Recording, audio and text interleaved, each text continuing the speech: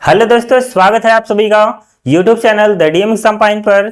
दोस्तों, आज की क्लास में हम ये थ्योरम सिद्ध करेंगे कि एक चतुर्भुज समांतर चतुर्भुज होता है यदि उसकी सम्मुख भुजाओं का एक युग्म परस्पर बराबर व समांतर हो।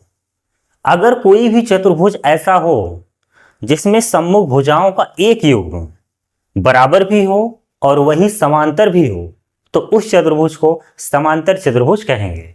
चलिए चित्र बना करके समझते हैं। तो चलिए यहां पर एक चतुर्भुज है, इस तरह से कुछ यहां पर मैंने बना दिया है, ठीक है। और इसका नाम रख दिया जाए, मान लीजिए ए बी सी डी। ये है चतुर्भुज ABCD।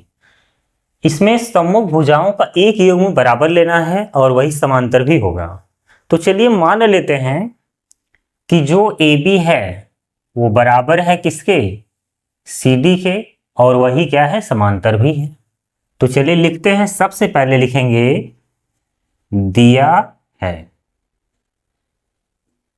दिया है में क्या लिखा जाएगा कि AB समांतर CD, AB समांतर CD, और वही बराबर भी है। तो AB बराबर क्या है, CD, ये आपको पता है। सिद्ध क्या करना है, प्रूव करना है कि चतुर्भुज ABCD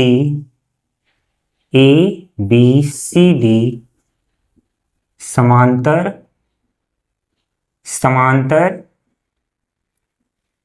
चतुर्भुज है। ठीक है, ये चीज आपको क्या करना है, प्रूफ करना है। तो चलिए अब यहां क्या लिखेंगे आप, उपपत्ति। विकर्ण तो मिलाना ही पड़ेगा, तो चलिए विकर्ण मिला देते हैं। एक विकर्ण मिलाना होगा, तो हमने विकर्ण AC को मिला दिया और इसको रचना में लिख देते हैं। रचना यही है कि विकर्ण AC को मिलाया। आप विकर्ण BD को भी मिला सकते हैं, केवल एक विकर्ण मिला देंगे काम हो जाएगा। तो विकर्ण AC को मिलाया, ठीक है। तो विकर्ण AC को मिलाया। अब लिखेंगे उपपत्ति, ठीक है। अब देखिए कैसे इसकी उपपत्ति की जाएगी। तो देखिए, बहुत ही ध्यान से देखिएगा। अब जैसे यहां पर ये बोला है कि AB समांतर CD है, तो इसको अलग से देखिए आप।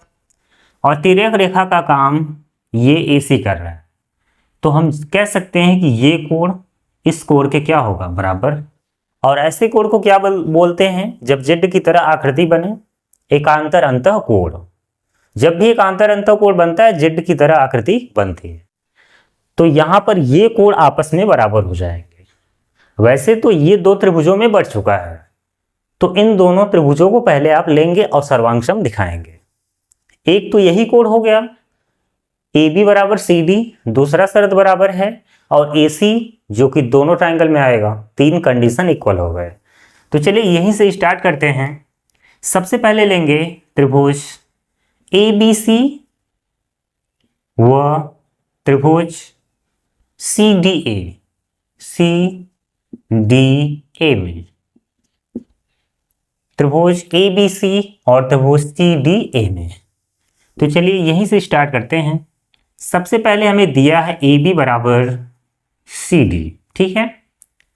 और चलिए एंगल दिखा देते हैं। ये वाला जो एंगल है इसके क्या है, इक्वल, यानी कि बराबर। तो BAC बराबर है कोण DCA के, DCA। और ये क्या हुआ, आप लिख सकते हैं, चूंकि AB समांतर क्या है, CD। और कामा करके ये भी दिखा सकते हैं कि ऐसे कोण को क्या बोलते हैं, एकांतर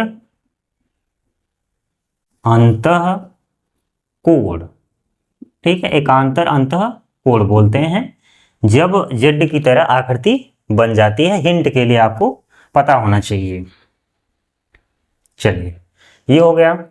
और क्या बराबर था? विकर्ण डायगोनल AC बराबर AC, और इसे बोलते हैं कॉमन साइड, यानी कि उभय निष्ठ हो गया। तो दोनों ट्रायंगल में 3 कंडीशन इक्वल हो चुके हैं। अब दोनों क्या हो जाएंगे? कॉन्ग्रुएंस। तो लिख सकते हैं। इसलिए कौन सी सर्वांग क्षमता का प्रयोग हुआ है? चलिए चेक करते हैं। ये भुजा है, फिर कोण आया, फिर भुजा, यानी कि साइड एंगल साइड, SAS सास। तो यहां पर लिखेंगे, इसलिए SAS सर्वांग क्षमता से, सर्वांग क्षमता से। तो SAS सर्वांग क्षमता से क्या हो जाएगा? दोनों ट्रायंगल सर्वांगक्षम, त्रिभुज ABC सर्वांगक्षम, त्रिभुज CDA। तो ये दोनों हो चुका है सर्वांगक्षम। और सर्वांगक्षम होने पर क्या होता है? आप सभी को पता है कि संगत भुजाएं और संगत कोण आपस में बराबर हो जाते हैं। तो ये दोनों ट्रायंगल क्या हो चुके हैं? सर्वांगक्षम। इसीलिए अब यहां पर संगत भुजाएं और संगत कोण बराबर हो जाएंगे। जैसे ये सर्वांगक्षम हुआ, इसका मतलब हम ये कह सकते हैं कि अब BC बराबर AD होगा, जरूरत पड़े तो ले सकते हैं। और ये जो कोण है, ये वाला, इस कोण के क्या हो जाएगा? इक्वल। ठीक है, सर्वांगक्षम हो गया है, इसलिए ऐसा हो जा रहा है। तो अब यहां लिखेंगे, इसलिए इस त्रिभुज में ACB, कोण ACB बराबर होगा कोण, ये कौन सा कोण है? CAD। और ऐसे कोण को क्या बोलते हैं? देखिए, जेड की तरह आकृति बनी हुई है इस तरह से, ये कोण इसके बराबर है। तो यहां पर एकांतर अंतःकोण लगेगा, एकांतर अंतःकोण। ठीक है, तो एकांतर अंतःकोण बराबर हो गया और भुजाएं भी बराबर होंगी। अगर आप लिखना चाहें तो लिख सकते हैं, एक्स्ट्रा मटेरियल है ये। वो BC बराबर होगा किसके? AD के। अभी एक चीज तो लिखे ही नहीं, क्योंकि एकांतर अंतःकोण है, तो हम इसलिए लिख सकते हैं कि BC समांतर AD या DA, BC समांतर DA होगा। और सम्मुख भुजा दिखाए या न दिखाए बराबर, उसका कोई मतलब नहीं है। BC समांतर DA हो गया। अब देखिए, हम यहां एक साथ लिखेंगे कंडीशन को। अब हमें पता चल चुका है कि AB समांतर CD पहले से ही पता है, AB समांतर CD और अभी हमें पता चला कि BC समांतर DA भी है, BC समांतर DA, AB समांतर CD और BC समांतर DA है। तो इसलिए चतुर्भुज ABCD समांतर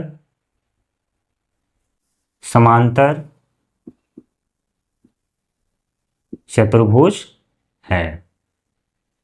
और लास्ट में आप क्या लिखते हैं? हमेशा की तरह इति सिद्धम। बहुत ही आसानी से प्रूफ हो गया। अब याद रखिएगा, हमेशा के लिए कोई भी चतुर्भुज हो, अगर उसमें सम्मुख भुजाओं का एक युग्म बराबर भी हो जाए और समांतर भी हो जाए, तो उस चतुर्भुज को समांतर चतुर्भुज कहते हैं। तो देख लीजिए, स्क्रीनशॉट लेना है तो ले लीजिए। अभी तक जितने भी थ्योरम हम सिद्ध किए हैं, उसमें सबसे पहले यह था कि एक चतुर्भुज समांतर चतुर्भुज होता है यदि सम्मुख भुजाएं बराबर हो। उसके बाद मैंने ये सिद्ध किया था, एक चतुर्भुज समांतर चतुर्भुज होता है यदि उसके सम्मुख कोण बराबर हों। उसके बाद ये सिद्ध किया गया था कि एक चतुर्भुज समांतर चतुर्भुज होता है यदि उसके विकर्ण एक दूसरे को समद्विभाजित करते हों। और आज ये सिद्ध हुआ कि एक चतुर्भुज समांतर चतुर्भुज होता है यदि सम्मुख भुजाओं का एक युग्म बराबर और वह समांतर हो। तो ऐसे चतुर्भुज को समांतर चतुर्भुज कहते हैं। तो जितने भी थ्योरम हैं ये आपको हमेशा याद रखने हैं, क्योंकि अगर थ्योरम याद नहीं होगा तो सवालों को हल नहीं कर पाएंगे आप। ये कैसे प्रूफ होता है, ये याद रहे या ना रहे, लेकिन ये सवालों पर कैसे काम करेगा ये आपको हमेशा याद होना चाहिए। इसके लिए जरूरी है कि थ्योरम आपको याद हो। तो चलिए कमेंट बॉक्स में जरूर बताइएगा ये थ्योरम आपको समझ करके कैसा लगा। अब मिलेंगे अगली क्लास में, अगले थ्योरम को प्रूफ करेंगे। जय हिंद, जय भारत।